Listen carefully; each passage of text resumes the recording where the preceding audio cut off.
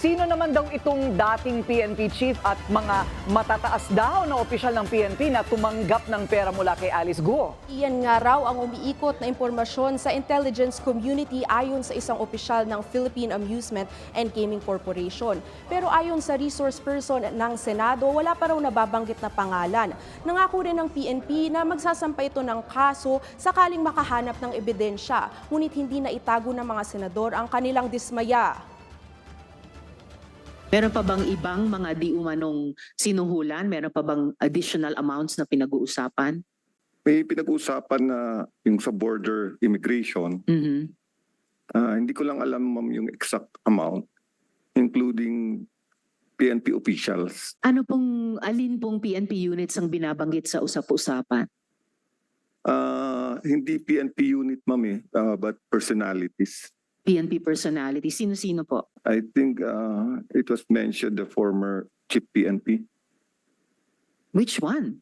I don't know, ma'am, but former chief PNP daw.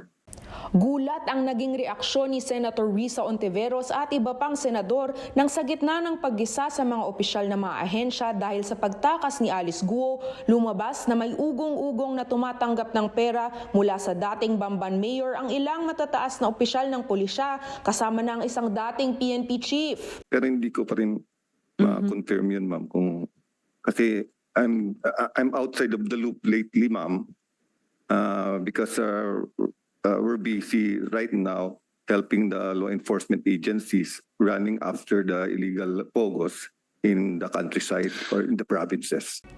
Hindi maibigay ni Raul Villanueva, Senior Vice President for Security ng PAGCOR, ang pangalan ng sinasabing mga opisyal.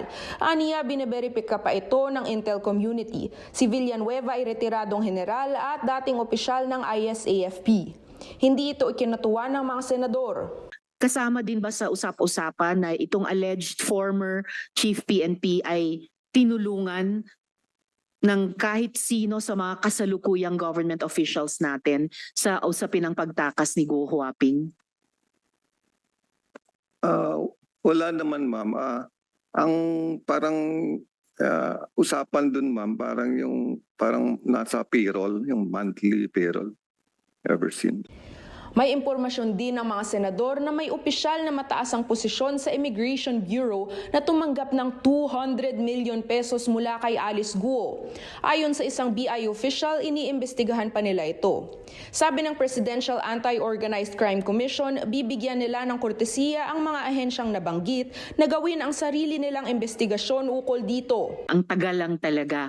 And I hope na yung sinasabi niyong siguro institutional courtesy sa pagitan yung mga ahensya will not fall again into yung extreme and unreasonable na compartmentalization which partly has led to this problem. Klinaro rin ni Senator Bato de la Rosa na dating PNP chief din na hindi siya ang tinutukoy na tumatanggap ng pera mula kay Guo.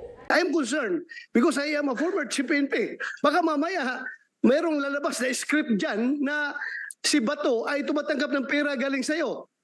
Wala pong ganun pong nangyayari. Kilala mo ba ako? Nakita ko po kayo in person nung andito na po sa Senate po. Dumalo rin sa pagdinig si Sual Pangasinan Mayor Dong Kalugay na matagal nang pinaghihinala ang kasintahan ni Guo. May relasyon ba kayo ni Alice? Gusto mo ba siya? Gusto ka niya? Ay, wala po. Wala pong ganyan, Your Honor. May partnership ba kayo? Anything? May bank account kayo together? Meron kayong negosyo together? Wala po ni isa po, Your Honor. Pinakita rin ni Senator Risa Ontiveros ang application para sa ilang negosyo na endorse ni Kalugay. Ang pangalan ng ilan dyan ay D Aqua Farm, Lixel Fish Farm at Dongguo Fish Farm, lahat mukhang pinaghalong pangalan ni Guo at Kalugay. Ang may-ari pa ng D Aqua Farm ay ang executive assistant ni Kalugay. Your Honor, wala pong nag-operate na Sa ganyan. Sangguniang Bayan? Ha? Hindi po natuloy, Your Honor. What do you mean hindi natuloy? Kasi nung malaman ko na hindi pala pwede ang empleyado na magkaroon ng business na ganyan, hindi ko na po tinuloy yun. ilang beses din na pag-initan ng mga senador si Alice Guo dahil gaya ng sa huling hearing, hindi niya sinagot ang ilang tanong at nag-invoke na lamang ng kanyang right against self-incrimination. Balik sa iyo, Corina. So Agatha, madalas ang pag-invoke ng right against self-incrimination. Hanggang kailan kaya nila patatawag si Alice Guo at ano na naman ang aasahan natin na sa susunod na pagdinig?